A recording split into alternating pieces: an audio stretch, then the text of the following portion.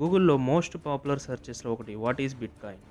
But search చేసిన 100 మెంబర్స్‌లో 75 మెంబర్స్‌కి గూగుల్‌లో ఉన్న బిట్‌కాయిన్ మీనింగ్ అండ్ హిస్టరీ అర్థం కాదు. సో, ఈ వీడియో కంప్లీట్‌గా ఎండ్ వరకు చూస్తే మీకు అసలు బిట్‌కాయిన్ అంటే ఏంటో తెలిసిపోతుంది. So, don't miss it guys.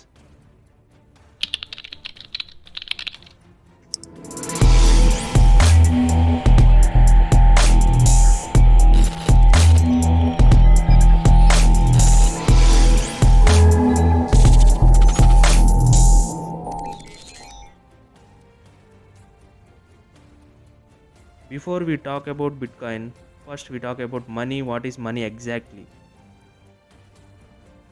Money equal to value equal to trust. ఈ ఈక్వేషన్ ఒకసారి గుర్తుపెట్టుకోండి, తర్వాత మీకే అర్థమవుతుంది. సింపుల్గా చెప్పాలంటే మనీ ఈక్వల్ టు వాల్యూ.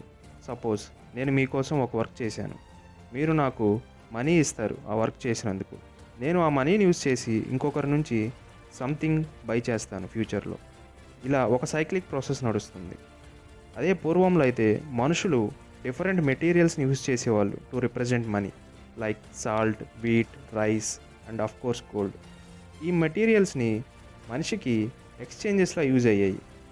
ఇంకొంచెం డీటెయిల్డ్గా చెప్పాలంటే 100 years ఎగో కరెన్సీ లేని టైమ్స్లో మనుషులకి ట్రావెల్ చేసేటప్పుడు గోల్డ్ బార్స్ని క్యారీ చేయడం ప్రాబ్లంగా ఉండేది. After that paper money was invented. Bank or government people దగ్గర ఉన్న గోల్డ్ తీసుకొని ఆ గోల్డ్కి ఈక్వల్ వర్త్ ఉన్న కొన్ని రిసీప్ట్ సర్టిఫికేట్స్ ఇచ్చేవాళ్ళు. వాటినే కొన్ని రోజులకి కరెన్సీ నోట్స్ అన్నారు. సో మనుషులకి ఈ పేపర్ పీసెస్ని క్యారీ చేయటం ఈజీ అయింది. ఇమాజిన్, ఒక కప్ కాఫీ కోసం గోల్డ్ బార్ని 10 పీసెస్ చేసి అందులో నుంచి ఒక పీస్ ఇవ్వడం కష్టం కదా. సో పేపర్ మనీ అనేది బాగా కన్వీనియంట్ అయిపోయింది. మారుతున్న కాలానికి కొన్నాళ్ళకి గవర్నమెంట్ తయారు చేసే ఈ పేపర్స్నే వాల్యూగా అందరూ అంగీకరించారు. Because of trust and government is liable to that papers. ఇప్పుడు మనం ఆర్బీఐ ప్రింట్ చేస్తున్న కరెన్సీ నోట్స్కి ఎందుకు వాల్యూ ఇస్తున్నాం? ఎందుకంటే government is liable to that and మనకి గవర్నమెంట్ మీద ఉన్న నమ్మకం. దీన్నే లీగల్ టెండర్ అంటారు. That means coins or notes that must be accepted because it has government orders. So ఈరోజు మనీకి ఉన్న విలువ అది. సో ట్రస్ట్ మోడల్ అనేది చేంజ్ అయింది. ట్రస్టింగ్ సంథింగ్ నుంచి ట్రస్టింగ్ సమ్వన్కి మారిపోయాం. రా మెటీరియల్స్ని ట్రస్ట్ చేసేవాళ్ళం, తర్వాత గవర్నమెంట్ తయారు చేసిన కరెన్సీ నోట్స్ని ట్రస్ట్ చేస్తున్నాం. సో ఫియట్ మనీకి 2 డ్రాబ్యాక్స్ ఉన్నాయి. ఫియట్ మనీ అంటే currency, dollars, rupees etcetera. So fiat money is centralised. ఒక అథారిటీ దీన్ని కంట్రోల్ చేస్తుంది అండ్ ఇష్యూ చేస్తుంది, అంటే government or central bank. It is unlimited. Government or central bank ఈ కరెన్సీ ఎంతైనా ప్రింట్ చేసుకోవచ్చు వెన్ ఎవర్ నీడెడ్. ఇక్కడ ప్రాబ్లం ఏంటంటే ఎంత ఎక్కువ ప్రింట్ చేస్తే అంత మనీ వాల్యూ డ్రాప్ అవుతుంది. So the value of each rupee drops, our money is worthless. సింపుల్గా చెప్పాలంటే ఇలా జరిగితే విలువ లేని ఒక ప్రోడక్ట్ని ఎక్కువ కాస్ట్ పెట్టి పర్చేస్ చేయాల్సి వస్తుంది. ఇలాంటి టైంలో why not we make digital money అనే కాన్సెప్ట్ వచ్చింది. ఎలాగో ఫిజికల్ మనీకి అథారిటీ ఉంది, సో సేమ్ అథారిటీ డిజిటల్ మనీని కూడా ట్రాక్ చేయొచ్చు. ఈరోజు మనం credit cards, debit cards, PayPal ఇలా డిజిటల్ మనీ యూస్ చేస్తున్నాం. ఇయర్స్ పాస్ అయ్యే కొద్దీ ఈ మనీతో కంపేర్ చేస్తే ఫిజికల్గా ఉన్న మనీ నెగ్లిజిబుల్. సో ఈ డేటాని ట్రాక్ చేయడానికి ఎవ్రీ బ్యాంక్ లెడ్జర్ని మెయింటైన్ చేస్తుంది. ఎవరు ఎంత ఓన్ చేస్తున్నారు డిజిటల్ మనీ అని. మన అకౌంట్ని ఈ లెడ్జర్ మెయింటైన్ చేస్తుంది. మనం బ్యాంక్ని నమ్ముతాం, బ్యాంక్ కంప్యూటర్ని నమ్ముతుంది. So solution is centralised. మనకు తెలియంది ఏంటంటే చాలాసార్లు డిజిటల్ కరెన్సీకి ఆల్టర్నేట్ ఫార్మ్స్ ట్రై చేశారు వితౌట్ ఏ అథారిటీతో డిజిటల్ కరెన్సీ క్రియేట్ చేయడానికి, బట్ ఇవి సక్సెస్ అవ్వలేదు. ఎప్పుడైతే మనం మనీ కంట్రోల్ చేయడానికి ఒకరికి అథారిటీ ఇస్తున్నామో వాళ్ళకి మనం ఎనార్మస్ పవర్స్ ఇస్తున్నట్లే. దీని వలన 3 మేజర్ ఇష్యూస్ ఉన్నాయి. The first issue is corruption. ఎప్పుడైతే బ్యాంక్స్కి మనీ క్రియేట్ చేసే పవర్ ఉంటుందో they can control the flow of control in the world. Power కరప్ట్కి ఒక స్మాల్ ఎగ్జాంపుల్ ఏంటంటే వెల్స్ ఫార్గో స్కాండల్. ఎంప్లాయీస్ సీక్రెట్గా 1.4 million fake unauthorised bank and credit cards accounts create చేసి bank revenue స్ట్రీమ్ని raise చేశారు. కొన్ని ఇయర్స్ ఈ మ్యాటర్ కస్టమర్స్కి తెలియలేదు. The second issue is mismanagement of the money. అథారిటీని control చేసే పీపుల్ని కంట్రోల్ చేయలేకపోతే మనీ మిస్మేనేజ్మెంట్ అయ్యే ఛాన్సెస్ ఉంటాయి. దీనికి బెస్ట్ ఎగ్జాంపుల్ ఏంటంటే వెనిజులా కంట్రీలో గవర్నమెంట్ 2008లో ఇష్టం వచ్చినట్టు మనీని ప్రింట్ చేసింది. దాని వలన వెనిజులా కరెన్సీ వాల్యూ దారుణంగా పడిపోయింది. ఎంత దారుణంగా అంటే కొన్ని రోజులకి పీపుల్ మనీని కౌంట్ చేయలేదు. వెయిటింగ్ మెషిన్ మీద వెయిట్ చూసేలా కరెన్సీ నోట్స్ వాల్యూ పడిపోయింది. Last issue is control. మనం మన మనీ కంట్రోల్ని బ్యాంక్ ఆర్ గవర్నమెంట్ చేతుల్లో పెడుతున్నాం. సపోజ్ ఫ్యూచర్లో గవర్నమెంట్ ఆర్ బ్యాంక్ మన మనీని బ్లాక్ చేయొచ్చు, మన బ్యాంక్ అకౌంట్స్ని ఫ్రీజ్ చేయొచ్చు. It's possible. ఈవెన్ మన నోట్స్ని డిమానిటైజ్ చేస్తే మనం ఏం చేయలేమని రీసెంట్గా చూసాం కదా.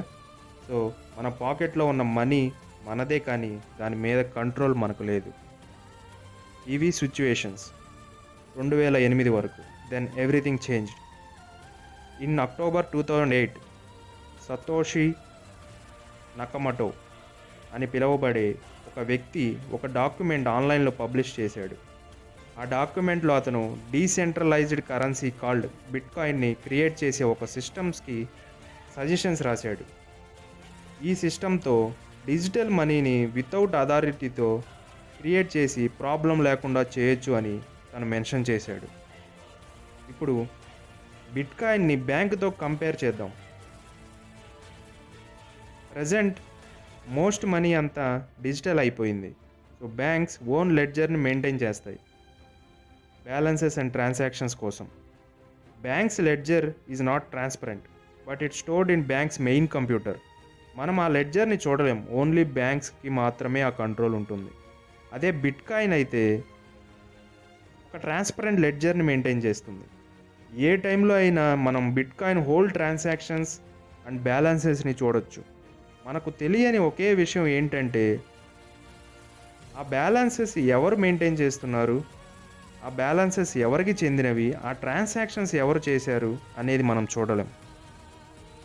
Everything is transparent and trackable, but ఎవరికి ఏం సెండ్ చేస్తున్నారో మనకు తెలియదు. ఇప్పుడు ఒక ఎగ్జాంపుల్తో చూద్దాం. ఇప్పుడు మీరు స్క్రీన్లో చూస్తుంది some of the rows in bitcoin ledger. Highlight చేసిన ట్రాన్సాక్షన్లో ఒక వ్యక్తి 10,000 బిట్కాయిన్స్ ఇంకొక వ్యక్తి అడ్రస్కి సెండ్ చేస్తున్నాడు. ఇదే బిట్కాయిన్ హిస్టరీలో ఫస్ట్ పర్చేజ్. ఈ ట్రాన్సాక్షన్ ఎప్పుడు జరిగిందంటే May 22, 2010.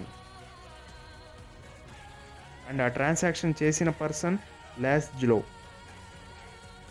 అతను 2 పిజ్జాలని కొనడానికి 10,000 బిట్కాయిన్ సెండ్ చేశాడు. దానికి 4 days ముందు అంటే May 18 లాస్జ్లో ఒక పోస్ట్ చేశాడు. ఇప్పుడు మీరు చూస్తున్న పోస్ట్ లాస్జ్లో May 18, 2010 చేసింది. నేను 10,000 బిట్కాయిన్స్ పే చేస్తాను, నాకు ఒక 2 పిజ్జాలు కావాలి హోమ్ డెలివరీకి, సో ఎవరైనా ఇంట్రెస్ట్ ఉంటే చెప్పండి అని లాస్జ్లో ఒక పోస్ట్ సోషల్ వెబ్సైట్లో పోస్ట్ చేశాడు. దానికి కొంత టైం తర్వాత రెస్పాండ్ వచ్చింది. ఒక అతను 10,000 బిట్కాయిన్లు ట్రాన్స్ఫర్ చేయమని అడిగాడు. అందుకు గాను తనకి 2 పిజ్జాలు డెలివరీ చేశాడు. ఇప్పుడు ఆ 2 పిజ్జాకి పే చేసిన బిట్కాయిన్స్ వాల్యూ ఎంతో తెలుసా? more than $100 million. Bitcoin is also decentralized. There is no one computer holds the ledger. ఈ సిస్టంలో పార్టిసిపేట్ చేసే ఎవ్రీ సిస్టమ్ ఒక లెడ్జర్ కాపీని మెయింటైన్ చేస్తాయి. దానినే బ్లాక్ చైన్ అంటారు. సో ఎవరైనా లెడ్జర్ని హ్యాక్ చేయాలంటే కొన్ని వేల కంప్యూటర్ని హ్యాక్ చేయాలి. అండ్ దట్ టు అవి అప్డేట్ అవుతూనే ఉంటాయి. That's impossible. So it's nothing physical in bitcoin to touch. Here are no coins, there are only rows of transactions and balances. Suppose నువ్వు ఒక బిట్కాయిన్ కొన్నావంటే దాని మీనింగ్ నీకు లెడ్జర్లో ఒక స్పెసిఫిక్ బిట్కాయిన్ అడ్రస్కి access వచ్చినట్టు మాత్రమే. ఆ అడ్రస్ నీకు ఇంకొక అడ్రస్ సెండింగ్కి ఉపయోగపడుతుంది అంతే. సో ఇదంతా ఏంటి, ఎందుకు బిట్కాయిన్ ఇప్పుడు అంత బిగ్ న్యూస్ అయింది? బిట్కాయిన్ ఈ simple alternative of fiat money. For example కొన్ని ఇయర్స్ బ్యాక్ మనకి ఏదైనా న్యూస్ తెలియాలంటే ఓన్లీ న్యూస్ పేపర్లో చూసేవాళ్ళం. తర్వాత టెలివిజన్ వచ్చింది. నౌ ఒక క్లిక్ కొట్టగానే ఇంటర్నెట్లో వితిన్ సెకండ్స్లో ప్రపంచంలోని న్యూస్ ఏదైనా తెలిసిపోతుంది. In the same way bitcoin is the internet of money and it is decentralised solution to money. బిట్కాయిన్కి ఉన్న అడ్వాంటేజెస్ ఏంటో ఇప్పుడు చూద్దాం. Full control on your money. నువ్వు మాత్రమే నీ ఫండ్స్ని యాక్సెస్ చేయగలవు. No government or bank can freeze your account. Bitcoin is cheaper to use then money orders and wire transfers. So ఫైనల్గా బిట్కాయిన్ బ్యాంక్స్ రీచ్ అవ్వలేని 2.5 బిలియన్ పీపుల్ని రీచ్ అయ్యింది through mobile and internet. People can start trading bitcoin, no permission needed. ప్రస్తుతం several merchants are accepting bitcoin as payment. So ఎవరెవరు accept చేస్తున్నారో మీరు స్క్రీన్లో చూడొచ్చు. Microsoft, Expedia, ANX, Wikipedia and రీసెంట్గా టెస్లా కూడా తన ఆన్లైన్ పేమెంట్ వ్యాలెట్ ఆప్షన్లో బిట్కాయిన్ని యాడ్ చేసింది. ఇప్పుడు ప్రెజెంట్ 1 బిట్కాయిన్ వాల్యూ ఎంతో మీరు స్క్రీన్ మీద చూడొచ్చు. 1 bitcoin value equal to 37,46,360 Indian rupees. ఈ వీడియోలో మీకు బిట్కాయిన్ అంటే అసలు ఏంటో తెలియచేయడానికి ప్రయత్నించాం. బట్ బిట్కాయిన్ గురించి ఇంకా డెప్త్గా తెలియాలంటే ఇంకా చాలా టాపిక్స్ ఉన్నాయి. Those topics are bitcoin mining, bitcoin wallets and how to buy bitcoins. ఫ్యూచర్లో బిట్కాయిన్ అనేది ఇంకా ప్రసిద్ధి చెందితే కరెన్సీ డిఫరెన్షియేషన్స్ తగ్గిపోతాయి. Suppose American president Joe Biden bitcoin value ఒకటే ఉంటుంది. ఇండియాలో ఉన్న మన బిట్కాయిన్ వాల్యూ కూడా ఒకటే ఉంటుంది. US dollar fluctuations, Indian rupee fluctuations అనేవి ఏమీ ఉండవు. సో ఫ్రెండ్స్, ఈ వీడియో మీకు నచ్చినట్టయితే please like, comment and share this video and subscribe to our channel. Please click on the notification icon.